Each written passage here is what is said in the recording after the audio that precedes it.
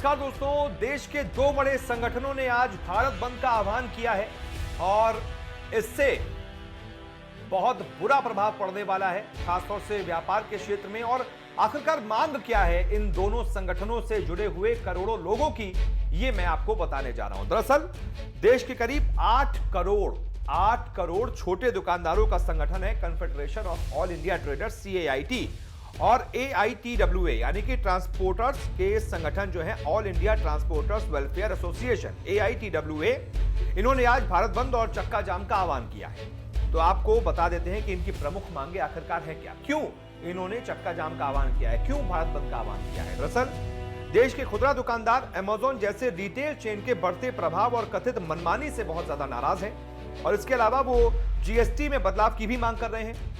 दूसरी तरफ transporters petrol diesel की कीमतें जो बढ़ रही हैं और ई-वे जो बिल है उसमें आने वाली समस्या को लेकर भी नाराज हैं और इसीलिए CAIT और AITWA ने आज भारत बंद का आह्वान किया है। इसके अलावा राज्यों के कई व्यापारी संगठनों ने भी इसका समर्थन किया है और AITWA ने आज चक्का जाम करने का फैसला कर लिया है। आज ट्रांसपोर्टर्स अपने वाहन खड़े कर देंगे और इससे माल ढुलाई और लोगों को आवाजाही में भी काफी ज्यादा दिक्कतें होने वाली हैं।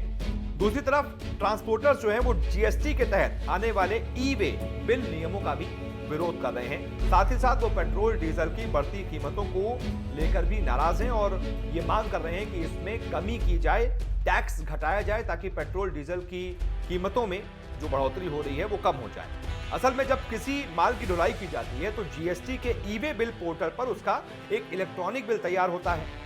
GST में रजिस्टर्ड कोई भी व्यापारी या व्यक्ति किसी वाहन में निर्धारित सीमा से ज्यादा माल बिना ई-वे बिल के नहीं ले जा सकता है और हर 200 किलोमीटर की दूरी के लिए इस बिल की वैधता केवल 1 दिन की होती है।